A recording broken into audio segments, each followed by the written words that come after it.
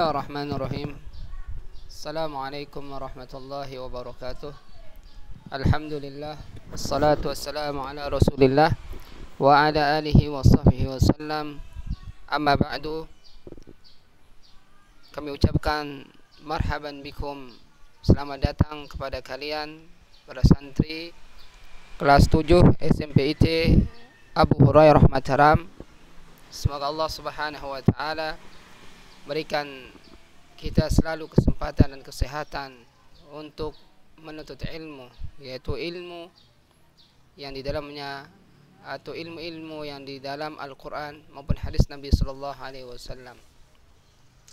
Para santri yang dirahmati oleh Allah Subhanahu Wa Taala, alhamdulillah pada pertemuan pertama ini, ya, saya merasa bahagia bisa bertemu walaupun melalui online, tidak langsung ketemu, tapi paling tidak kita bisa melanjutkan pelajaran-pelajaran yang ada di Pondok Pesantren Abu Hurairah Mataram. Para santri yang dirahmati oleh Allah Subhanahu wa taala, pada kesempatan ini atau pada kelas 7 saya sendiri akan mengajarkan pada kalian mata pelajaran adab dan akhlak, ya, menggunakan kitab yang disebut nanti kitab panduannya Kitabul Jami' pada semester ganjil. Ya, perkenalkan nama saya adalah Salman yang akan mengampu atau mengajarkan kalian pelajaran adab dan akhlak di kelas 7 SMP IT atau SMP IT Putra Abu Hurairah Mataram. Ya, sebelum kita masuk pembahasan atau pembahasan kitab tentang hadis-hadis yang berkaitan dengan adab dan akhlak, di situ ada Kitabul Jami', ini berbahas tentang adab-adab yang ada di dalam atau hadis-hadis tentang adab yang terdapat dalam Kitabul Jami'. Sebelum kita masuk ke kitab tersebut, perlu kita ingatkan atau perhatikan kenapa kita belajar tentang adab dan akhlak Nabi Sallallahu Alaihi Wasallam, atau kenapa kita belajar adab dan akhlak. Yang pertama, karena Rasulullah Sallallahu Alaihi Wasallam diutus untuk menyempurnakan akhlak. Jadinya tatkala Nabi Sallallahu Alaihi Wasallam diutus ke kaumnya, khususnya pada pada umatnya yang awal-awal masuk Islam, atau pada awal diutus Nabi Sallallahu Alaihi Wasallam pada umat tersebut, yaitu kafir Quraisy, mereka sudah memiliki akhlak, namun belum sempurna. Ada akhlak-akhlak yang berlebihan, ada yang kurang, yang berlebihan dihapus, yang kurang ditambah. Ya, Nabi Sallallahu Alaihi Wasallam bersabda, "Innama bu'ithu liutammima salihal akhlak." Sungguhnya aku diutus untuk menyempurnakan akhlak yang baik. Sudah bagus tapi diperbaiki lagi.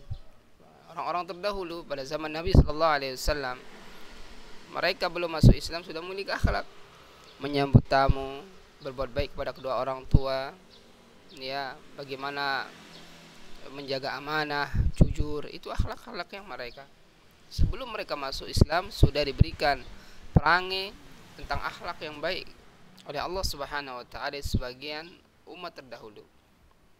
Nah, ini sekarang kita harus belajar, ya, karena Rasul Sallallahu Alaihi Wasallam selain diutus untuk mentauhidkan Allah, maka diutus juga bagaimana berakhlak yang baik, ya, berakhlak kepada Allah, berakhlak kepada manusia, berakhlak kepada kedua orang tua dan seterusnya. Kemudian yang kedua, kenapa kita harus belajar adab dan akhlak, yaitu karena standar keimanan seorang adalah dilihat dari akhlaknya. Semakin bagus akhlaknya, semakin tinggi imannya. Nabi Sallallahu Alaihi Wasallam bersabda, "Akmalul mu'minina imanan ahsanuhum khuluqa, wa khiyarukum li nisaihim." Ya, orang mukmin atau seorang mukmin yang paling sempurna imannya adalah mukmin yang paling baik akhlaknya, ya. Dan yang paling baik di antara kalian adalah orang yang paling baik kepada istri-istri kalian, pada keluarga maksudnya. Seorang bapak baik kepada istrinya, seorang bapak baik kepada anak-anaknya, seorang anak baik kepada kedua orang tuanya, dan seterusnya. Semakin dia memiliki akhlak yang mulia, semakin tinggi imannya. Kalau ada orang yang kurang ajar, ya, berkata-kata kasar, maka menandakan imannya itu lemah atau kurang atau sedikit. Kemudian di antara kenapa kita harus belajar akhlak, ya, yaitu karena akhlak yang mulia menyebabkan kebanyakan orang masuk surga. Nah, banyak orang masuk surga dikarenakan akhlak yang mulia ini. Nabi sallallahu alaihi wasallam bersabda, tatkala ditanya penyebab orang masuk surga apa saja, maka Nabi sallallahu alaihi wasallam bersabda, taqwallahi wa husnul khuluq. Ya, bertakwa kepada Allah dan berakhlak yang baik. Wa su'ila an aktsari ma yudkhilun nas an-nara faqala al-famu wal faraj. Kemudian Nabi sallallahu alaihi wasallam ditanya juga tentang kebanyakan penyebab orang masuk neraka, maka Nabi sallallahu alaihi wasallam bersabda al-famu, yaitu mulut dan kemaluan. Ini di antara penyebab orang masuk surga, berbuat baik. Kebanyakan orang masuk surga dikarenakan akhlak yang buruk. Ya, orang mulut kalau tidak bisa dijaga, tidak bisa dikontrol, tidak memiliki ilmu tentang adab-adabnya, maka dia sebagai penyebab orang masuk neraka. Dia berbohong dan kata-kata kasar, sering melaknat. Kemudian farj, tidak menjaga kemaluannya. Ya, dia naudzubillah berzina misalnya, mengumbar auratnya kalau dia perempuan, dan juga laki-laki kadang-kadang mengumbar auratnya. Maka ini penyebab atau akhlak yang buruk yang menyebabkan seorang bisa masuk nerakanya Allah Subhanahu wa taala. Kemudian yang keempat, kenapa kita harus belajar akhlak ini? Karena akhlak yang mulia bisa menyamai pahala puasa dan salat malam. Nabi sallallahu alaihi wasallam bersabda, "Innal mu'min la yudriku bi husni khuluqihi darajatas shaimil qa'im." Sungguhnya seorang mukmin bisa menyamai dengan akhlaknya yang mulia derajat orang puasa dan salat malam. Ya, kadang-kadang orang mungkin tidak kuat dia berpuasa atau tidak terbiasa salat malam, entah dia karena malas atau karena apa, namun dia berakhlak yang mulia. Ya, bertutur kata yang baik, dia jujur, amanah dan seterusnya, maka pahalanya bisa menyamai orang yang sering sholat malam dan sering berpuasa sunnah, disebabkan akhlak yang mulia. Ya, kemudian yang terakhir, akhlak yang mulia bisa menarik hati manusia, bisa melunakkan manusia. Seorang yang misalnya tatkala dia menasihati seorang, kalau dengan kasar, maka tidak mudah akan diterima, bahkan dia akan lari. Namun seseorang yang memiliki tutur kata yang baik, berakhlak mulia, mendekati orang yang rusak misalnya, namun dengan akhlak yang baik, maka mudah terpengaruh dengan akhlak kita. Nabi sallallahu alaihi wasallam bersabda, "Innakum la tasa'una, innakum la tasa'una an-nasa bi amwalikum, walakin liyasa'hum minkum bastul wajhi wa husnul khuluq."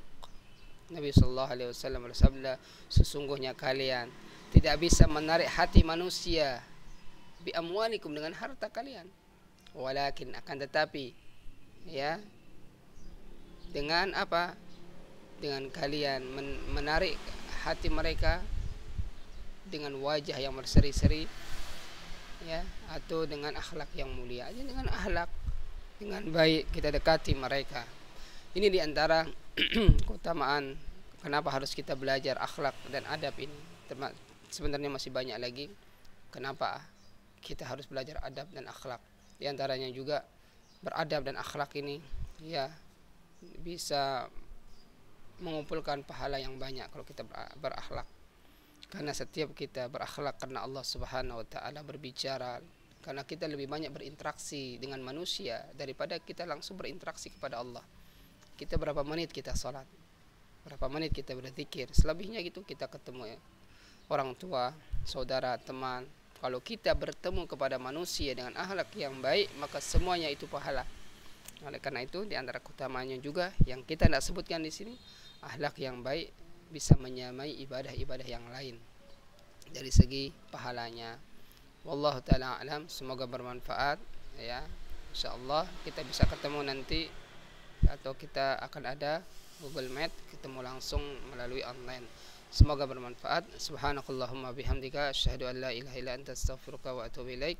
Assalamualaikum warahmatullahi wabarakatuh.